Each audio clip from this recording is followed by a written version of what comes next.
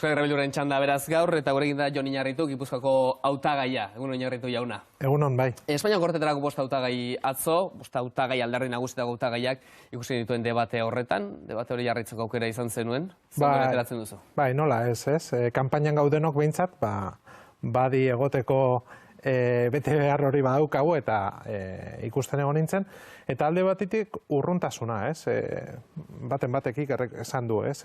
Euskal Herriaren ordezkaritza gehiena ez zegoenan ordezkatuta. Orduan, Euskal Herrirako urrun ikusten da eztabaida hori.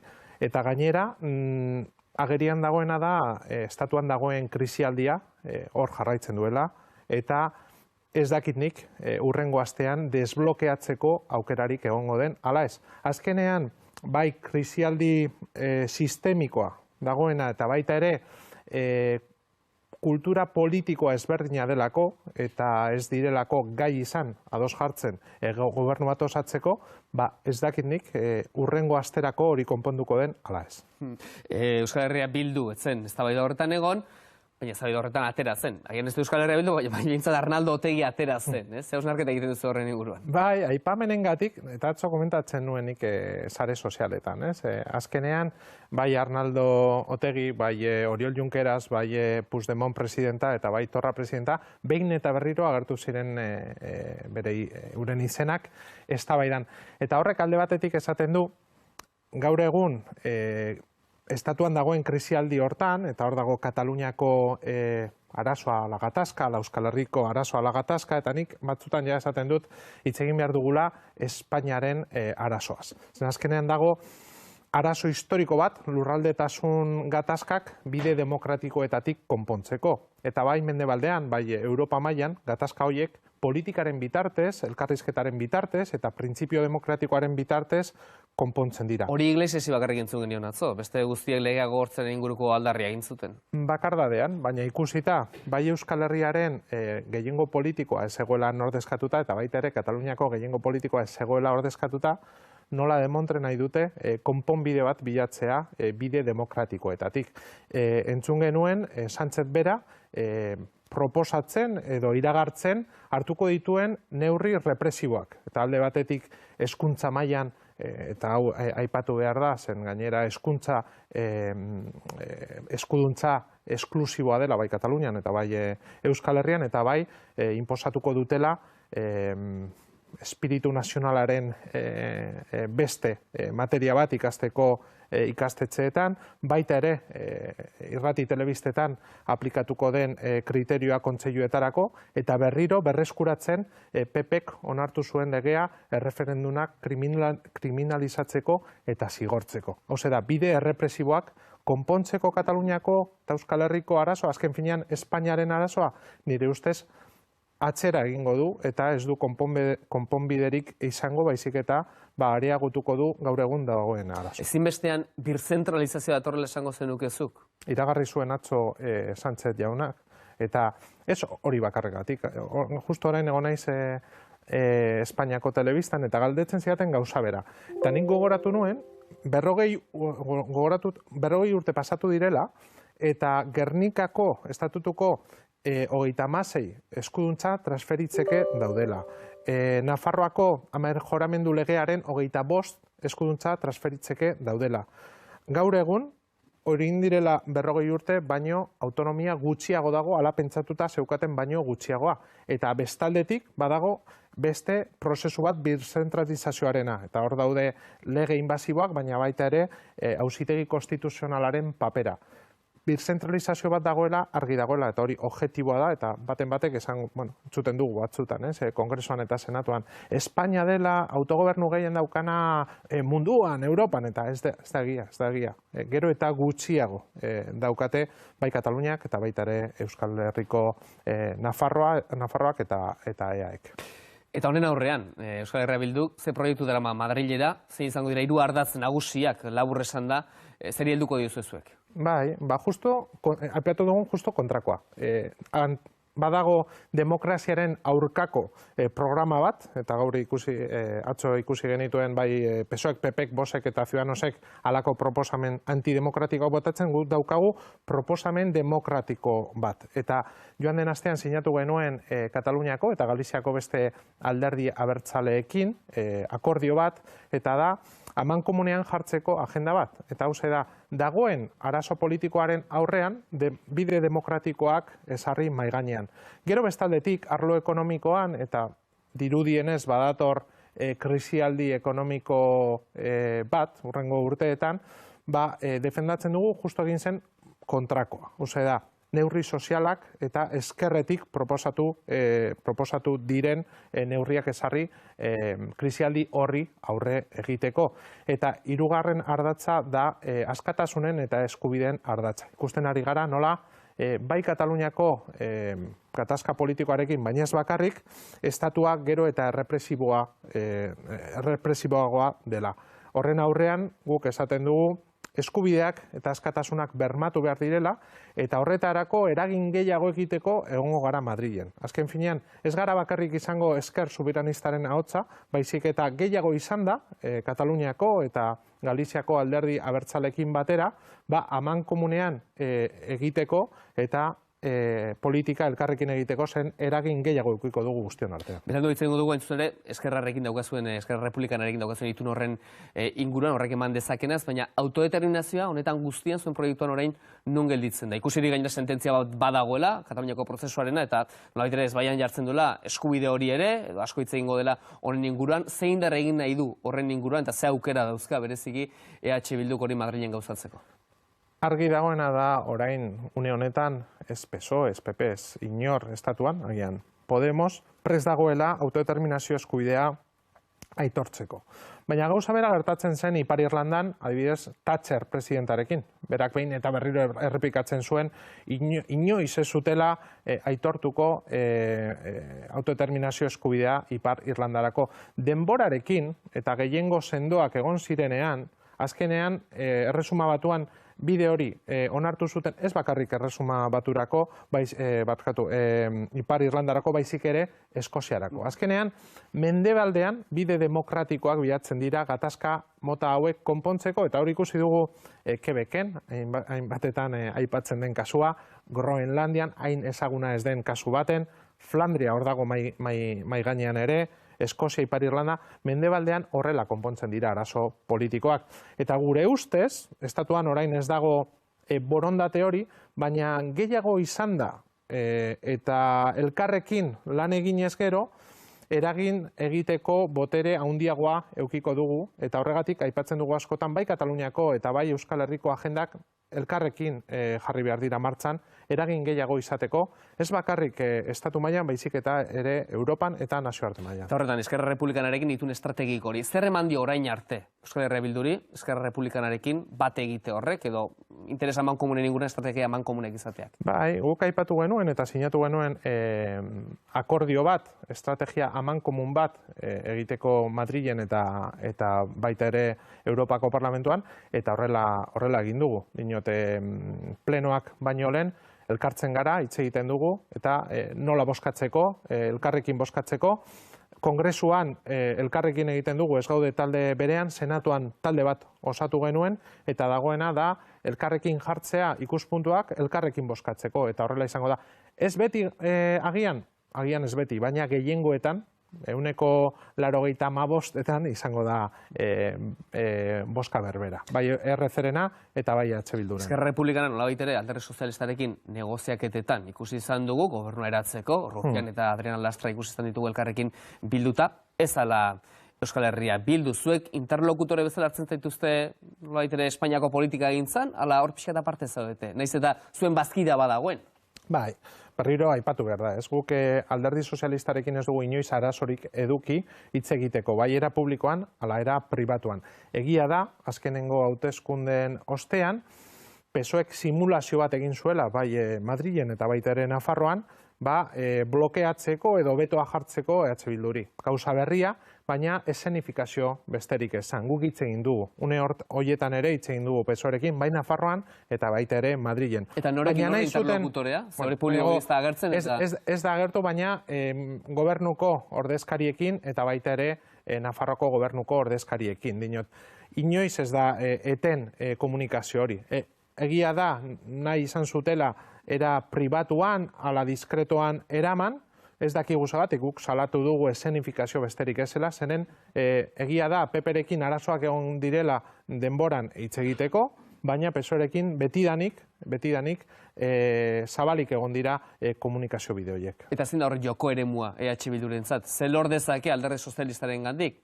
Zuen babesa adibidez, 4 diputatu dauzkazue, eskatzen dizuete, nola gauzatzen da politika hori? Adibidez, gure bozkak beharrezkoak direnean, eta ikusi genuen dekreto sozialetan, PSOEk deitu zigun bozka eskatzeko dinot, eta Euskal Herria Bilduren bozka beharrezkoa zen dekretu horiek onartzeko.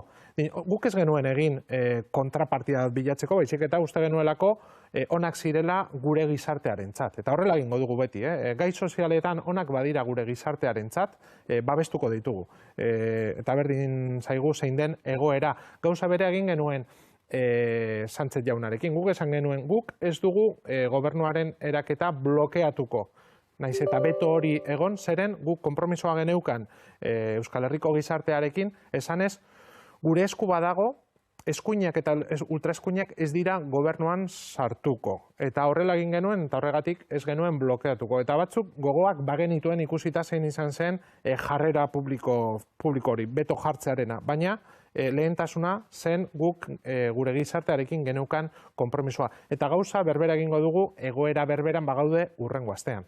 Zentro ezkerreko gobernu bat babesteko prest daudete, EH Bildu prest dago? Ez da babesteko, da ekiditzeko eskuinaren sarrera estatuko gobernuan. Baina ez bakarrik estatuaren gobernuan, baizik eta egin genuen gauza bera Nafarroan, egin genuen Gasteizeko udalean, eta hau da gure konpromisoa gure gizartearekin. Gure esku badago, eskuinak eta ultraeskuinak ez dira gobernuan egongo.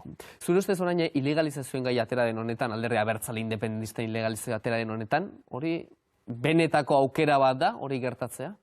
Hori ezagutu dugu gure herrian. Hemen egon da bigarren indarra legez kanpo, beste aitzaki batekin, baina helburua berbera zen. Senatoki politikoa eta tablero politikoa aldatzea, eta horregatik izan genuen EAen López jauna lehendakari bezala. Beste egoera baten pentsa ezina zena. Eta horretarako egin zuten, prest daudela? Nire ustez, bai, prest daude, eta horretarako globo sonda hori jartzen dute mahai gainean Katalunian, baina baita ere hemen. Egunen baten ikusten badute gobernura heltzeko beharrezkoa dela egitea, nire ustez, prest dago. Zergatik, orain kanpainak egiten dituzte nazioarte mailan publizitatzeko estatuaren maila demokratikoa. Baina, gaur egun arazo territoriala, lurraldetasun arazoa konpontzeko, gehiago behiratzen dute Turkiaren jarrera mendebaldeko jarrerak baino. Eta horrela da estatuan, horrela izan da, eta ez daude pres, une honetan, aldatzeko esenatoki hori. Ilegalizazioen arira atzo Sanchezek aipatu zuen Eusko Alderdi Jeltzalea, ilegalizatu beharko litzateken alderdi moduan, ez zuen aipatu ez zuena, ez da Kataluniako alderdi independentistak ere. Honek erakusten du neurri batean, azaroaren 11 begira dagoela Sánchez, Alderdi Jeltzalea ondoan nahi duela, baina agian ez zuek, ez katalanak, ez zaituztela hain ondoan nahi? Bai, esanguratsua izan zen, ez atzo, Urkullu lehendakariak esan zuen, salatu zuen zegoen isiltasuna, eta egia da, eta salatu behar da Voxek egindako mehatxua Eusko Alderdi Jeltzalearen gainean, nola ez, baina nire ustez gaur lehendakari jaunak zerbait esan beharko zuen, ez ilegalizazio kontu horiek ez dira bakarrik Eusko Alderdi Jeltzalearena, baizik eta beste batzuentzat, eta berak ere salatu beharko zuen, zenen bere egunean, ilegalizazioak egon zirenean herri honetan, berak ez zuen hain argitzegen. Baina nik ez dut atzera begiratuko, baizik eta nik uste dut guztion artean, eta hemen sartzen dut ere Eusko Alderdi Jeltzalea, elkarrekin egin behar dugula Madrilen, ultraeskuin eta eskuinen aurka aritu beharko ginatekela. Guztion artean, dinote, zen azken finean indar gehiago eukiko dugu eta eragin gehiago eukiko dugu. Tezaroren amaika zena panoramarik logikoena zuretzat? Banaketari logikoena, indar banaketari logikoena? Batxo, eztabaida ikusita, ez dakit nik egoera desblokeatuko den, ala ez, zen nahiko blokeatuta dago. Nire ustez, PSOEk irabaziko ditu hauteskunde horiek, eta ez daukadana enargi, azken finean, izango da, PP prese egongo den usteko, ala ez. Atzo oso blokeatuta ikusi nuen dena, baina egia da, gaur egun, ezen politika likidoa dela esaten dute batzuk, beste batzuk ja gaseosoa dela, eta aste baten asko aldatzen direla gauzak, baina une honetan, dagoen krisialdi sistemiko hori, ba ez dakit nik konponduko den aste baten. Aipatu zuten batzuk preseudela, baina egin ez zutena maiatzean, ekainean eta uda honetan egingo dute orain urrengo astean eta urrengo hilabeteetan, ez dakit nik.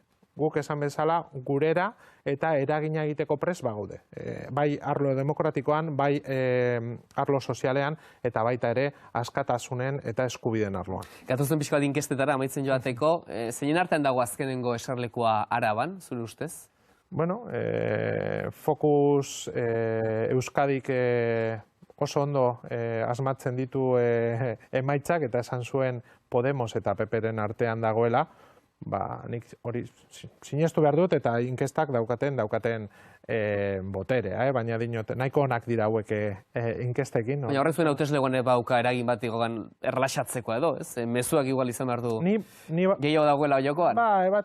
Hori estrategia horretan ez naiz sartzen eta baikorra naiz. Uste dut emaitza hobeagoak eukiko ditugu, guk ez genituen nahi hauteskunde hauek, ez da gure errua izan, baina aukera bezala ikusten dugu, ez? Badaukagu aukera bat, beste mezu argi bat bidaltzeko Madrileri, eta horregatik uste dut nik, egia esan genuelako eta egin genuelako esan dugu, horregatik basari bat eukiko duela gure gizartearen parte. Eta esan gura berez edu Nafarroan diputatu bat atera alizateak, aukera hori izateak? Nola ez, ez? Hor dago Bel eta Belek ez zuen lortu 400 bozkengatik, eta azken finean, Nafarroan parlamentari abertzale bat egoteko aukera bakarra duena Belek da. Eta Bel nire ustez Madrilen egongo da, eta berri ona izango da, ez bakarrik Euskal Herria Bildurentzat, baizik eta Nafarro osoarentzat, eta berak ere eramango du injustiziaren mezu oso argia, ez? Adurren ama izan da eta Altsasuko kasua salatzeko, baina hori bakarrik egongo da Bela han ordezkatuta. Orain arte ez da askorik hitz egin, baina iruditzen zaite garrantzitsua dela Euskal Herria Bildu 5. diputatu aterako alu eta barruti bakoitzean boten enuka 15 lortuko alu, talde parlamentario propio izan alko luke Madrilen, eta hori benetan azpimarra litzateke, amaiur egontzelako zori horretan, baina Nafarroan oso okerezpanago, enuko 15 iritsi etzelako, talde parlamentario gabe gelditu zelako, orain dela dagoen urte batzun, ez eta 7 diputatu izan. Ze aldatuko du horrek zuen lanean Madrilen, ze aldatu dezake, ze garrantzia du? 7 diputatu euki genituenean, Eusko Alderdi Jeltzaleak 5 zituen. Guk 7, eta ez genuen talde parlamentario auki. Bildu ginenean Kongresuko presidentearekin berak esan zigon, hau ez da kontu legal, hau da erabaki politiko bat eta ez duzue talderik eukiko. Eta egia da, araua aldrebez interpretatu zela inoiz arte egin zen bezala. Nire ustez naiz eta 5 diputatu izan eta 15 izan, ez dugu talderik eukiko bakarrik. Beste bide batzuk badaude, baina hori bada Madrileko erabaki politikoa.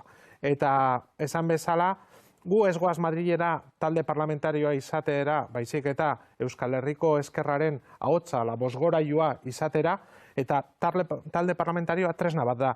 Lortzen badugu oso ondo, bestela talde mistotik egingo dugu. Baina badaude beste bide batzuk talde parlamentario bat eukitzeko eta bideratzeko alegin horiek, baina ez ditut aurreratuko, zen bestela pistak ematea izango litzateke. Hori zitezku.